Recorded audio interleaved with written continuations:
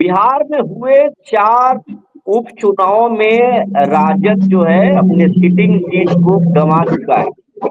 लिहाजा तेजस्वी यादव बकुलाए हुए हैं और अब अपने पिताजी के अंदाज में जिस तरीके से लालू यादव गरीबों, दलितों, वंचितों की बात करते थे, उस अंदाज में अब तेजस्वी नजर आ रहे हैं। तेजस्वी पहले ए टू जेड की बात करते थे, लेकिन अब तेजस्वी यादव लगातार आरक्षण की मुद्दा उठा रहे हैं, एसी एसटी ओबीसी की बात कर रहे हैं।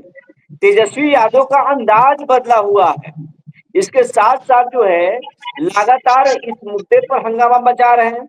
गरीबों के नाम पर जो है वह स्मार्ट प्रीपेड मीटर पर भी सरकार को घेर रहे हैं। लेकिन एक दिन पहले नीतीश कुमार से इशारों इशारों में बात भी करते हैं, लेकिन उनके ही विधायक जेडीयू के सरकार बस जेडीयू के खेमे में चले जाते हैं, नीतीश कुमार के दल में की तरफ जाकर के सदन में बैठते हैं। तेजस्वी यादव बौखला गए, भूमि सर्वे पर भी सरकार को घेर रहे हैं। इस क्या पूरा मामला है कुंदन जी? देखिए विपुल जी, देखिए आज सदन का जो माहौल था वो बहुत काफी बदला बदला दिखा है। देखिए सबसे पहले राष्ट्रीय जनता दल आरक्षण के मुद्दे पर पूरे बिहार में आज कहीं ना कहीं सत्ता पक्ष को घेरने की कोशिश की है। और देखिए जातीय गणना के बाद जो आरक्षण का कोटा इन्होंने 65% करने की घोषणा की थी नीतीश कुमार ने, आज उस मांग को लेकर पूरे बिहार में ये लोग पूरी तरह से अगर हम कहें तो प्रदर्शन करते नजर आए। और राष्ट्रीय जनता दल कहीं ना कहीं नीतीश सरकार को इस मुद्दे पर घेरने की कोशिश कर रही है। देखिए कल का एक बयान था तेजस्वी यादव का, उन्होंने कहा था कि 65% इधर और सवर्ण को जो दिए हैं उन सब मिला करके बिहार में 85% आरक्षण होना चाहिए। आरक्षण के मुद्दे को अगर हम कहें तो ये आगे बढ़ाना चाहते हैं और यही कारण है कि पूरे प्रदेश में राजद की तरफ से धरना प्रदर्शन किया गया है। आप समझ लीजिए, देखिए जो सवर्णों के हित की बात करते हैं, सबका साथ सबके विकास का बात करते हैं, लेकिन आरक्षण के मुद्दे पर सीधा सीधा तेजस्वी यादव ये भी कहते हुए नजर आते हैं कि 100% आरक्षण हो जाएगा तो बिहार में क्या दिक्कत है। निश्चित तौर पर इस मुद्दा को लेकर उन्होंने आज पूरी तरह से प्रदर्शन किया। वैसे तेजस्वी यादव आज झारखंड चले गए थे। झारखंड में आज हेमंत सोरेन सरकार की अगर हम कहें शपथ ग्रहण समारोह में भाग लेकर आए, लेकिन यहाँ भी सदन में वो थे और राजद के जो विधायक बागी हुए हैं वो बैठते हैं जदयू के साथ। इसको लेकर भी उन्होंने सदन में सवाल उठाया और स्मार्ट मीटर के नाम पर अगर हम कहें तो सरकार की घेरने की कोशिश की। पहले भी राजद के लोग कह चुके हैं, राजद के विधायक कह चुके हैं कि 200 यूनिट बिजली बिहार में हम लोग फ्री करेंगे। इस मुद्दे पर उन्होंने आज हंगामा भी किया और भाकपा माले के साथ राष्ट्रीय जनता दल ने वक्फ संशोधन अधिनियम 2024 जो बना है उस पर भी हंगामा किया। उनका कहना है कि मुसलमानों की हक को वक्फ संशोधन अधिनियम ला करके मोदी सरकार खत्म करना चाहती है। कई मुद्दे को लेकर के आज हंगामा हुआ, लेकिन सबसे बड़ी बात यह है कि कोई मुद्दा नीतीश सरकार के सामने नहीं टिका, क्योंकि जितने विभाग के मंत्री थे उन्होंने इसका स्पष्ट जवाब सदन में देने का काम किया है। स्मार्ट मीटर के नाम पर अगर हम कहें तो बिजली मंत्री विजेंद्र यादव ने साफ साफ कहा पूरे देश में स्मार्ट मीटर लग रहा है और कहीं से कोई शिकायत नहीं है। राजद के जो विधायक कह रहे हैं कि स्मार्ट मीटर गलत है, वो अपने बिजली बिल को पहले देख ले और बिजली बिल हमारे पास भेजे, वो बताए कि पहले कितना आ रहा था और अभी कितना आ रहा है। पूरी तरह से सरकार ने इनको चैलेंज किया है। आरक्षण के मुद्दे पर भी अगर हम कहें तो सत्ता पक्ष के विधायक ने सीधा सीधी सरकार को घेरा है, कहा कि लालू यादव या राबड़ी देवी जब शासन में रहे सिर्फ परिवार को आरक्षण दिया, कभी भी आरक्षण दूसरे जाति को नहीं लेने दिया। अब आरक्षण पर हंगामा कर रहे हैं। एनडीए की सरकार जो कोटा है आरक्षण का उसमें कहीं कमी नहीं होने दी जाएगी और आरक्षण जो बिहार में चल रहा है वो लगातार चलता रहेगा। विपुल जी, ये तेजस्वी यादव बेलागंज और रामगढ़ में जो चुनाव हारे हैं, यादव और एमवाई जो समीकरण था वो जब खिसका है तो लगता है कि तेजस्वी यादव को अब लग गया है कि ए टू जेड की बात करने से नहीं चलेगा। अब तो लालू यादव के अंदाज में ही पॉलिटिक्स करना पड़ेगा, एमवाई को साथ में रखना पड़ेगा। क्या तेजस्वी यादव फिर से दलितों के, गरीबों के और एमवाई के, मुस्लिम और यादव के नेता बनना चाहते हैं? आखिर ये आरक्षण के मुद्दा बार बार क्यों उठा रहे हैं? देखिए, इसके साथ निश्चित तौर साथ पर विपुल जी आपने सही सवाल किया है। वक्फ संशोधन अधिनियम का राष्ट्रीय जनता दल समर्थन नहीं करके विरोध कर रहा है। जेपीसी कमेटी बनी, उसमें भी सबकी राय ली गई और उसमें जिस तरह का बयान आया था उसको लेकर भी कई तरह की बातें राजद के लोग कर रहे हैं। वक्फ के नाम पर कहीं ना कहीं राजनीति करना चाहते हैं वो, और जो कह रहे थे कि सभी समाज सभी धर्म के लोग को हम साथ लेकर चलेंगे, आज उनका चेहरा बदला बदला नजर आ रहा है। आपको बता दें कि जब से शीतकालीन सत्र शुरू हुआ है, दो मुद्दे को लेकर ये सरकार को घेर रहे हैं। सबसे पहले केंद्र सरकार ने जो वक्फ संशोधन अधिनियम लागू किया है उसको लेकर राष्ट्रीय जनता दल के नेता प्रखर नजर आ रहे हैं।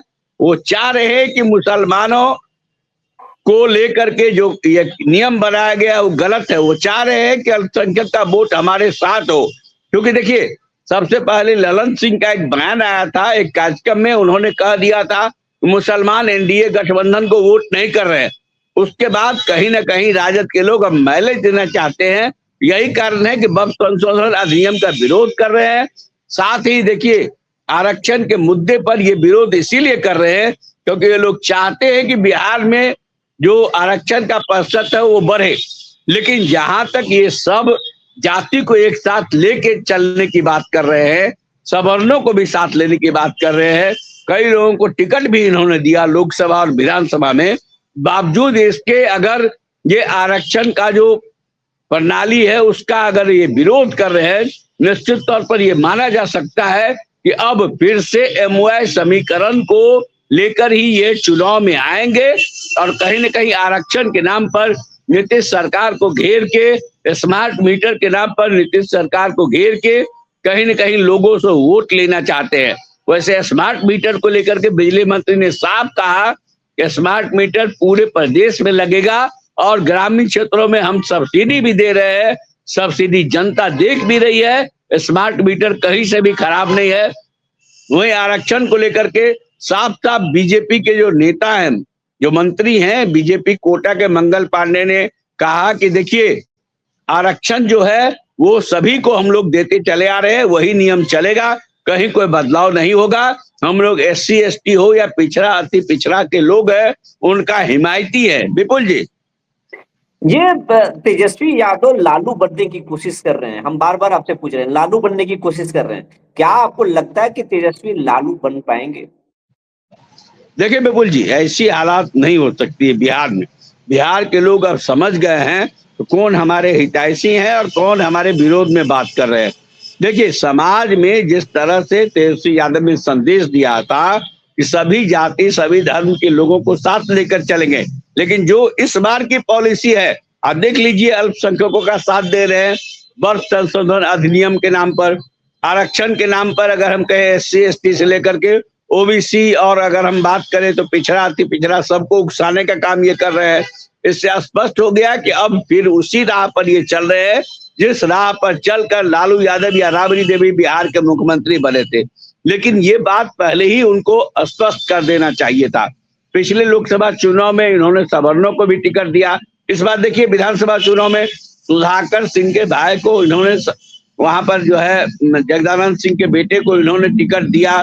उसके अलावा भी कई लोगों को ये तरजीह दे रहे हैं, लेकिन जब ये मामला आ रहा है सीधा सीधी सवर्णों का ये विरोध करते नजर आते हैं। इसका मतलब साफ है विपुल जी, जो आप कह रहे हैं उस पर 100% मुहर लग रहा है कि ये फिर से एमओआई समीकरण को लेकर के बात कर रहे हैं। अति पिछड़ा पिछड़ा एससी एसटी के समीकरण को लेकर के ये आगे बढ़ना चाह रहे हैं। लेकिन जिस तरह का बयान ये दे रहे हैं सदन के अंदर या बाहर, उससे साफ है कि जो लोग हैं जो देख रहे हैं वो समझ गए हैं कि ये वही पॉलिसी को फिर से लाना चाहते हैं जो 1990 में लालू यादव ने किया था। ये कुंदन जी एक चीज और जानना चाहते हैं, नीतीश कुमार एक दिन पहले तेजस्वी यादव से इशारों इशारों में बात करते हैं, चाहे वो बिहार के डिजिटल मीडिया हो, मेन स्ट्रीम मीडिया हो या फिर नेशनल मीडिया हो, सब में सुर्खियां बन गई, सब में हेडलाइंस बन गए कि नीतीश कुमार के मन में मन डोल रहा है, नीतीश खेला कर सकते हैं। लेकिन खेला बीजेपी के साथ होने से पहले ही तेजस्वी के साथ नीतीश खेला कर दिए। उनके विधायक को तोड़ रहे हैं नीतीश कुमार। तो नीतीश दिखाना क्या चाहते हैं? तो बीजेपी को भी आंख दिखा रहे हैं, तेजस्वी के साथ भी खेल कर रहे हैं। बीजेपी नीतीश के मन में क्या चल रहा है, आप इसको किस नजर से देख रहे हैं?